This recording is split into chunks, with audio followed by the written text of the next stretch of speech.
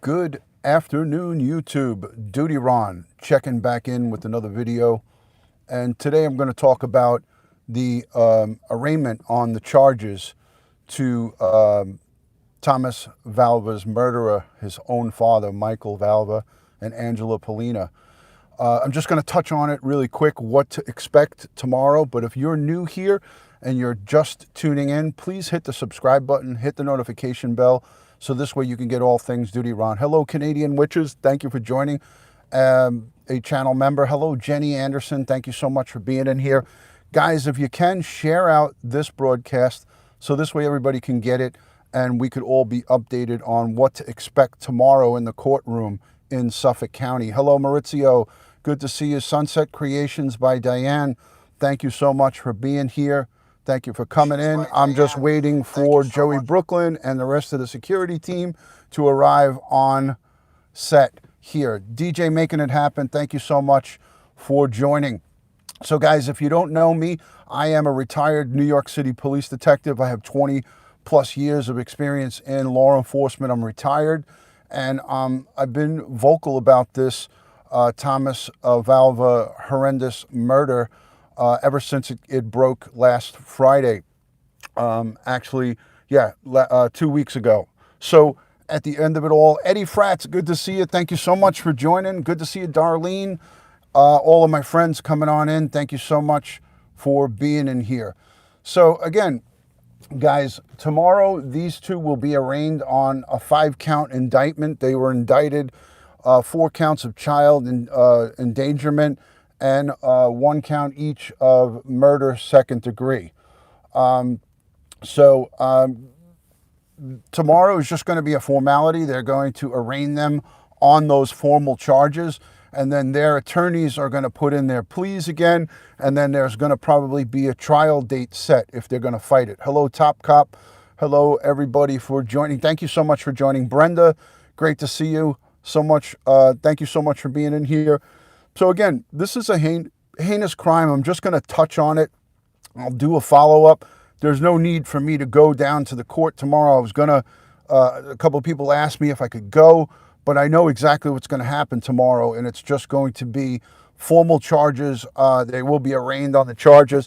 NYPD ex-officer and his fiance are going to be brought into a court part there in Suffolk County, and they'll be formally charged with the charges that'll be going forward with the district attorney. It's important that we understand, guys, that we need to support Justina in the criminal aspect of this. Right now is what the main focus is getting justice for her baby. Her son was brutally murdered at the hands of the father and his fiance. And what we should concentrate on now is justice for little baby Thomas, who's no longer with us, and also justice for Justina. So good to see you, Pat. Thank you so much for joining. Joey Brooklyn is here. Mary is checking in. Sophia, Howard, thank you so much for coming. I appreciate you. That is the main focus of my attention. I know that everybody has their own things that they want to concentrate on, but I want to see and make sure that justice, the wheels of justice, Laura Ruane, thank you so much for coming in. I want to make sure that the wheels of justice are served, and I want to make sure that these two do not get out and see the light of day for the rest of their natural born lives. They need to be punished for the rest of their lives for taking an innocent autistic boy's life. His own flesh and blood, this guy took away and ended his life. So at the end of it all, Michelle, Marie, my pleasure. I just wanted to give you guys a basic synopsis on what's going to happen. It's just a formality. They're going to just officially charge them with the 5-count indictment that they've already been indicted on. DJ making it matter. I know you shared that with us, and blessings to you and your son. I know that, you know, my cousin has an autistic son, and he's now, I think, 18, and it's a rough go every day. But there's good and bad days, and they're beautiful, loving human beings. And at the end of the day, just because a child has autism doesn't mean that you discard them like they're garbage. And that's exactly what went on here. And I'm disgusted as a former law enforcement professional this disgusts me because we are the ones that are supposed to be protecting people who cannot protect themselves, and that is his son. So this guy is a dirty, dirty monster. He's a filthy animal, and in my eyes, even calling him an animal is not right. The guy's a monster. So again, tomorrow will be just a formality. They will bring the charges forward, and I want to follow the district attorney and the prosecutor's office and make sure that they bring forth the best possible case that they can. And how we could do that is to go and support. Once that trial starts, you guys that know me, hello Shay Shay, thank you so much. Those of you who know me, I was vocal in a few different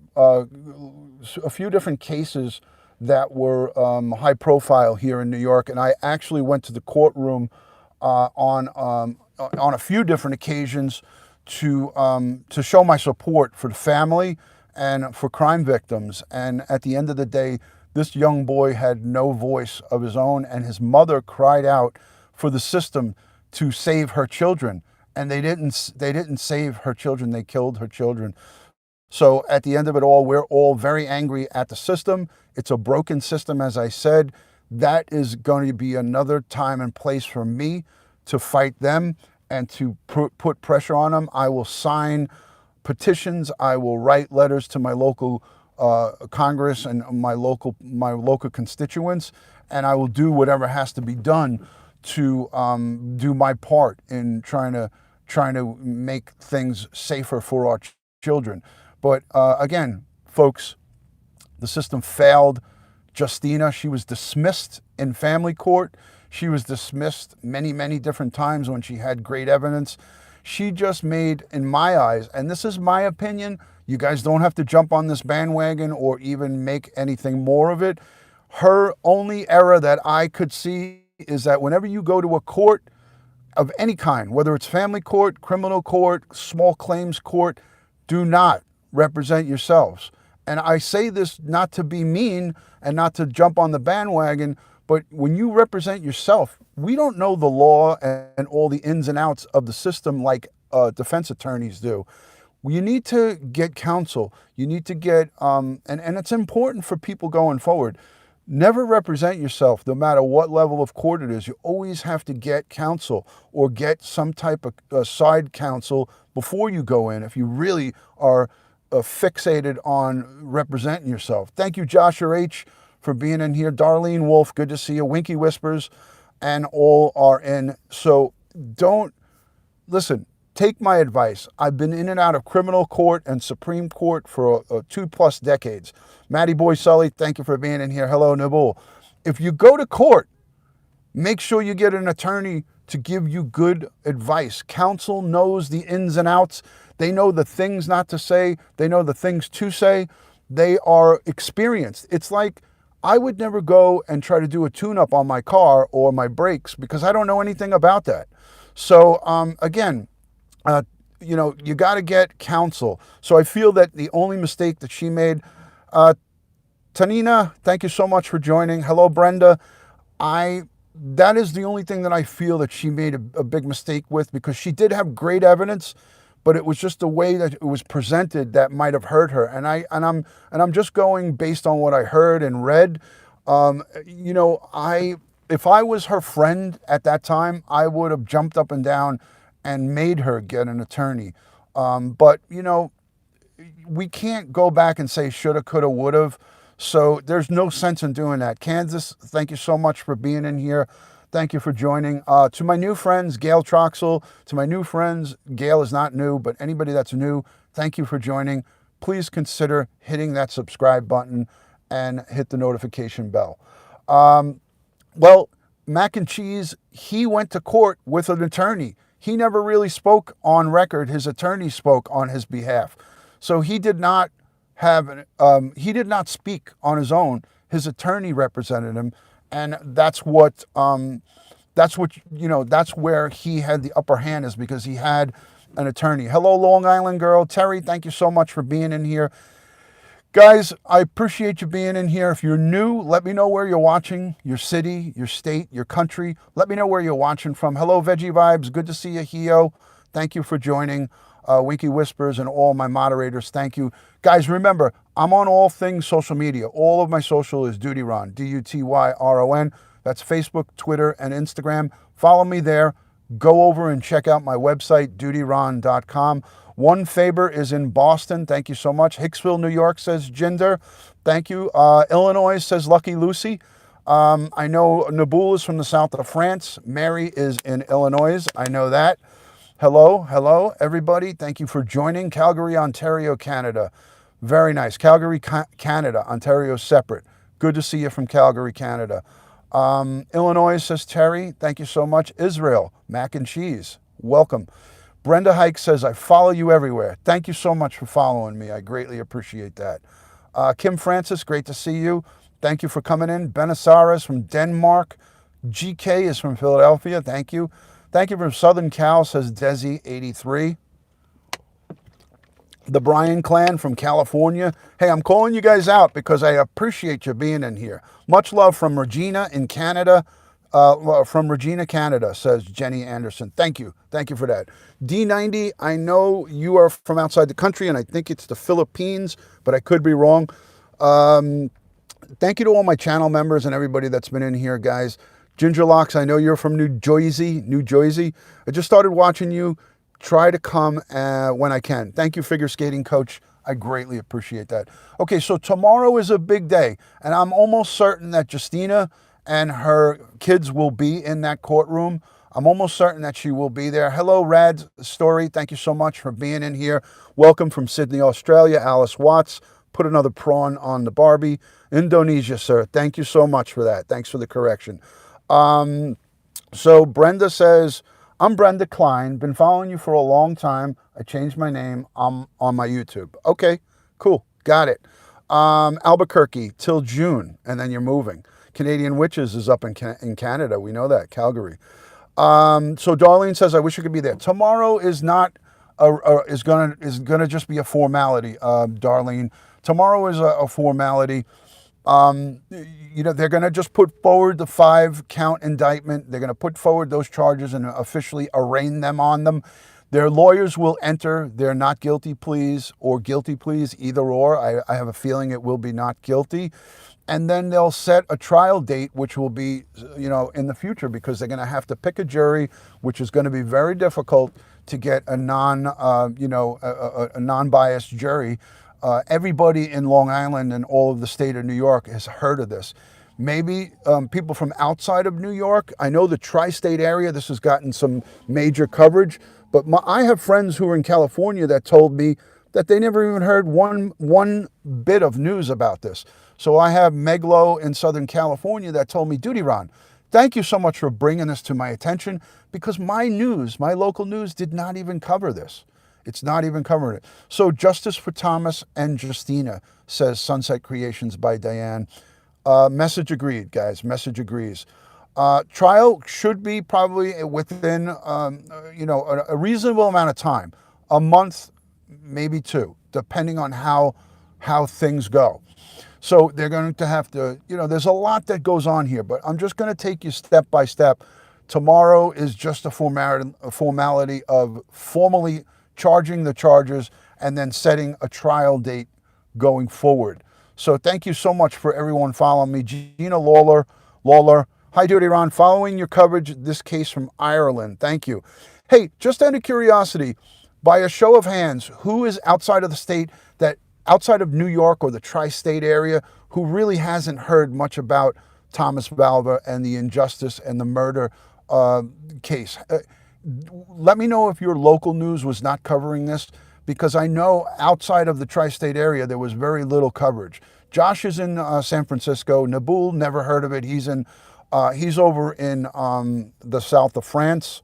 So welcome to my London, my UK friends. Thank you for joining. Albuquerque says Kansas, no coverage at all. The Bryan clan says, I've not heard about this case. So there you have it, guys. So Verbal Constipation says, I have not heard about it in Canada. So Chrissy C, thank you so much for being in here. We want, oh, Jesus. That was my mount going crazy. We want swift justice for this family. I'm not using my regular mount, so that was a whirlwind. I think that's good the way I have it right now. We definitely want justice for Justina, and more importantly for baby Thomas, who has no voice at all now because he is deceased. He was killed by his father and his fiance. So his stepmom and his father left him out in the garage, 19-degree temperatures, to basically freeze to death, hypothermia, and listen, guys, I don't want to go over. I don't want to speak about the video of him watching his son getting up and falling down. I don't want to go over that because I know that maybe in the future his family, maybe Justina, or maybe a cousin or a family member might see this video once you put these videos up. So I want to be as respectful as I can and not speak about the, trust me, during the trial, we're going to hear about all of the gruesome details. There's no need to go over that. And there's no need to sit and point fingers and put blame on why didn't this one do this and why didn't that one do this. What we need to do as good human beings right now, and this is my opinion, you could choose to do whatever you want, but what we need to do as good human being is rally around Justina and her kids, but more importantly for her, because she's an adult and she understands what's going on, rally around Justina and say to her, we support you and we want to make sure justice is brought forward. And then after this trial is over and after everything is over and the monsters are put away, we go now against social services, the judges that were on this case, all of the people who failed to do anything. We have reports of 20 different phone calls coming from the school without any attention given to it. But I want to focus right now on the criminal aspect of this and getting justice for this family. It is not a death penalty case. New York does not have the death penalty, and it wouldn't fall under a death penalty if we even had it in place. This would not be a death penalty case. Hello, Laura Bruno. Great to see you. Guys, if you want to follow somebody, Laura Bruno makes such great Italian dishes. She is one of my favorite Italian women here on YouTube. Laura Bruno, you could watch her channel and get hungry all day long. So God bless Laura Bruno. Thank you for what you do. Everyone go over and check her out. So again, I just wanted to, I haven't spoke in a week about this case, and I wanted you guys all to know that what's going to be expected from tomorrow is the prosecutor will formally charge those two monsters with officially the crimes, the 5-count indictment that they were already indicted on. Nellie Bell, thank you so much for being in here. Ginger Locks, Mary, and all the good ones in here. I greatly appreciate you guys. So tomorrow will be just kind of going through the wheels of justice. It'll just get started. They'll have the charges formally against them, and their attorneys will be getting, going forward, any evidence, providing there is going to be a trial. We'll have to see tomorrow what happens once the charges are formally charged against them, if they're going to enter guilty or not guilty. And I would have to say, from what I could guess, is that both of them are going to plead not guilty and try to fight it. I don't know how they're going to do that or how they'll be successful in a fight, but I sense that if we see a not guilty, then we'll have a trial going forward. It's going to be difficult to select, jury, the jury, because in this area, there's basically nobody. I mean, there's so many people that know about this. Anybody that I speak to in this general area mentions it to me, and talks to me about it. So, I mean, my 80-year-old neighbor next door, she's like a mini TMZ, and she pulled me aside the other day, and she gave me so much of her mind about this from an 80-year-old woman's perspective, and she was shocked and disgusted as well. So, again, my first and foremost priority is to support the justice system. We want to see these two rot in prison. We want them not to see the light of day. So we want them to never see the light of day, folks. We definitely want to see justice swift and strong. Swift and strong. And if evidence is there to upgrade the charges, by all means, let's see those charges upgraded. But folks, take it from me, it's going to probably not be upgraded to murder first degree. And I know everyone's frustrated and mad about that, but they want to, listen, they need to go by the book here, and everything needs to be the correct way. And if you charge too high of a charge and you don't get a conviction on murder one and you get a not guilty, that's not what they want. They want a guilty. So they want guilty verdicts for both of these monsters. So, I can tell you this, and let me just put everybody's mind at ease. When they get a conviction on 5 of these counts, on all 5 of these counts, when they get a conviction on 5 of these counts, no parole board or nobody in their right mind will ever say after 25 years, oh, they're rehabbed and we'll let them go. They will, upon conviction of murder second degree and all of the other charges, the other 4 indicted charges, the indictments charged against them, they will not see the light of day. And that's the idea here, is that they should not step foot into our society ever, ever. Because these are evil monsters. These are dangerous people. This type of mentality, this type of thinking is evil, sadistic, narcissistic, everything that you could call it under the sun, folks. These are people these are devils walking amongst us. And I got to tell you, for me as a law enforcement professional, there's no place for them on our earth. People like that need to be eliminated, and eliminated by meaning put in jail for the rest of their lives, and that's really all I got to say about that, folks. And I don't think I could say it any stronger, any more direct, or any more forward. My heart breaks for Justina, her mom, they're both from Poland, the 2 surviving siblings, the other 3 girls that were involved in this. However this all unfolds, we will find out what part the other, all the kids intertwined together. We will, at the trial, perhaps hear about some of the conditions or some of the treatments that gone on. But, speaking about the other kids, I just want to bring this up quickly. A lot of people talk about the girls. There's the 3 girls, the twins, and then the other gal. These are young children. They're not being charged with anything. They're not being accused of anything. They were in that household and living there, and probably will need extensive counseling, going forward. Thank you so much for that super chat. Sophia Howard is in the building, lets herself known. Thank you so very much for being there tomorrow. I'm not going to be there tomorrow, but I will cover it. But thank you for that. There's no need for me to go down there because they're just going to formally hit them with the charges that they were indicted with. So these girls are, potential victims as well. But they made it out alive, and so did his other 2 siblings, the other 2 boys. One is autistic, the other is not. So, these 5 kids made it out alive, and thank God that they did.